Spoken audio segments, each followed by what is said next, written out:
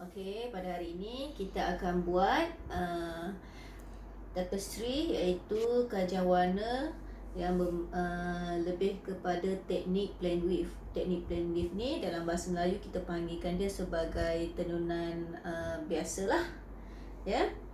Baik. Untuk yang ini kita perlukan seperti biasa benang minion kita. Tak boleh kurang daripada satu warna. Mungkin 2 atau 3 warna benang kita perlukan. Dan seperti biasa kita ada 3 keping mounting board yang kita telah potong 1 cm dan panjangnya adalah selebar mounting board ini, 4. Baik, dan kita juga ada kepingan yang mewakili setiap warna pakan kita. Baik, pada video yang sudah saya telah tunjukkan bagaimana penyediaan aking ataupun loom untuk mounting board. Ini kita telah siapkan penyediaan untuk benang losing.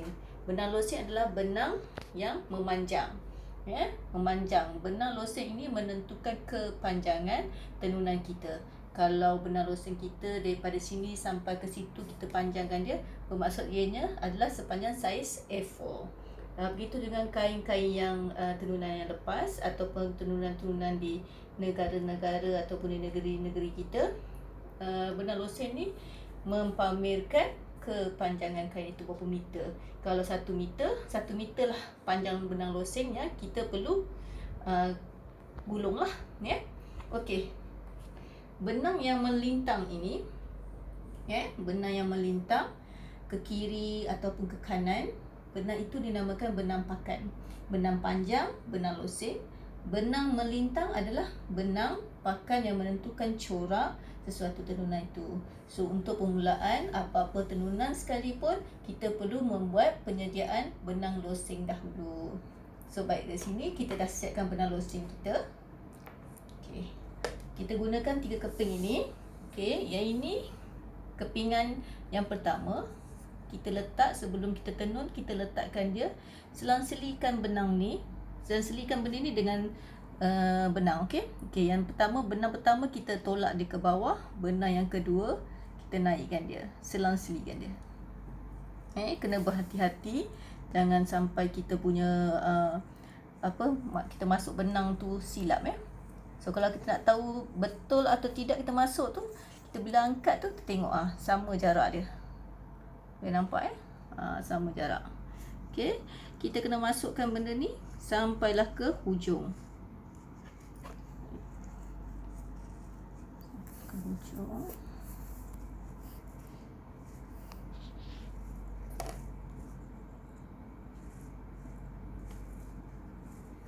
Okey, sampai ke hujung, kita tolakkan dia ke bawah terus. Okey, boleh tengok kat sini, Okey, kita nampak kita punya kepingan ni berada di bawah dan kita dapat tahu semuanya berada pada angkatan yang betul. So, kenapa kita letak benda ni? Benda ni kita letak permulaan sebelum kita menenun. Dan selepas kita habis menenun pun kita buat benda yang sama di atas ini, So, belum lagi tenun, so hanya kita buatkan dia pada bahagian bawah dulu. Kenapa? Sebab apabila kita potong kain ataupun kita potong benang ini, tenunan kita tak akan tercabut. Ini adalah bahagian yang akan menghalang tenunan kita daripada terlerai. Okey, kita dah boleh start menenun. So, kalau awak tengok, ini adalah kepingan yang saya minta mengikut berapa warna yang awak guna untuk benang pakan. So, awak selitkan sahaja benang ini, Contoh saya buka semula, So, ambil benang, lilitkan dia. Lilit seperti ini. So, ini adalah benang pakan kita lah. So, untuk benang pakan ni, macam mana kita nak hasilkan tenunnya, kita buka sikit lah, Buka sikit, kita letak kat sini. So, kita ada 3, so kita guna lagi 1. Untuk nak start menenun, kalau tadi benang ni, kalau kita tengok, benang ni kita gunakan dia kat bawah mula-mula, lepas tu ke atas. So, untuk start menenun, benang ni ke atas, benang kedua ke bawah. Maksud itu kita lawan balik. Nampak tak? Kita lawan. Dia nampak?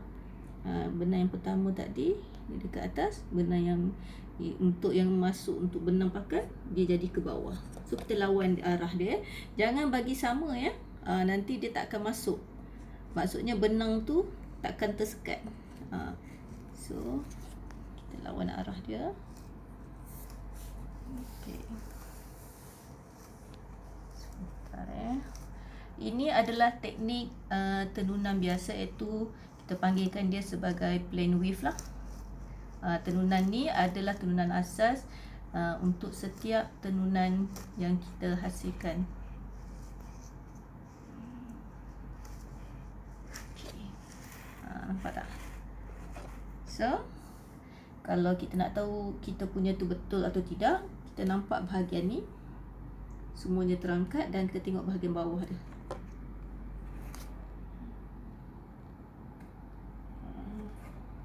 Kan?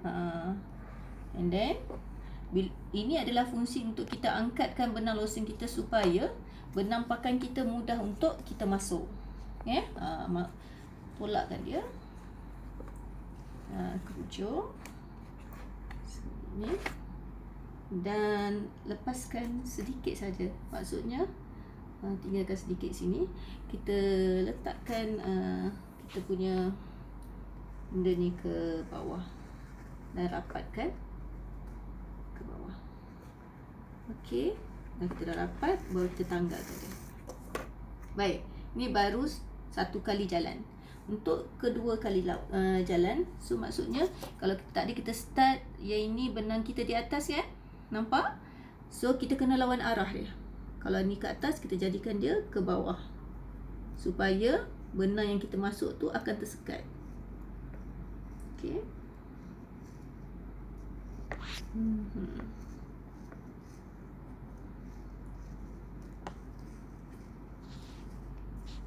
Okey, kita tengah sekarang menghasilkan benang pakan.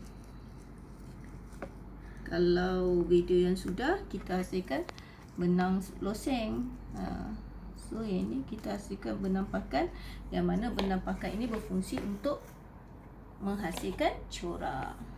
So macam mana kita nak tahu kita angkat dia ni betul tidak? Okey, kita masuk benang pakan tadi semula. Ya.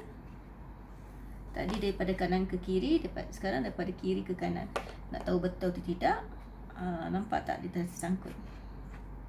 Kan? Kat sini. Cuba perasan. Nampak dia tersangkut ya?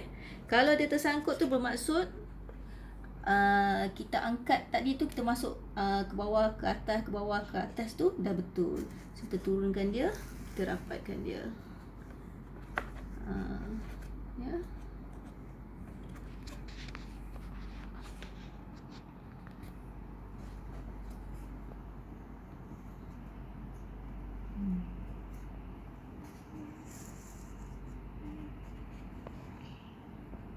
Okey.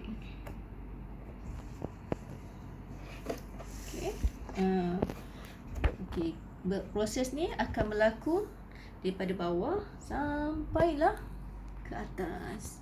So, sekiranya tenunan anda dah habis sampai sini, so masukkan satu lagi keping, lawan arah dia juga seperti yang di bawah ni, supaya yang atas dan bawah kita sekatkan dengan benda ni juga. Okey. Untuk kelas ni, untuk teknik tenunan biasa ini, ada 3 keping A4 paper yang awak perlu, A4 mounting board yang awak perlu hasilkan. Iaitu teknik yang pertama adalah teknik plain weave. Ini anda perlu menggunakan 2 atau 3 warna. Ini adalah contoh teknik plain weave. Teknik plain weave. So ada pelbagai warna di sini untuk anda gabungkan. Ini hasilnya.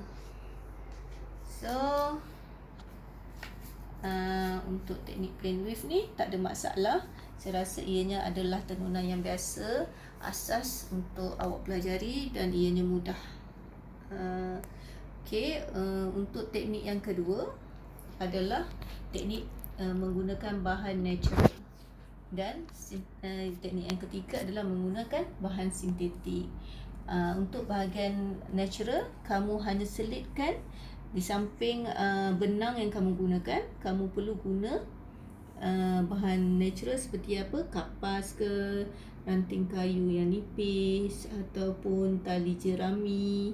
Itu bahan selitkan dia di sini ya, di antara benang dan bahan natural. Begitu juga dengan bahan sintetik, kita boleh gunakan dia straw, kita boleh gunakan dia plastik. And then saya akan tunjukkan contoh dia sebentar sekejap ya.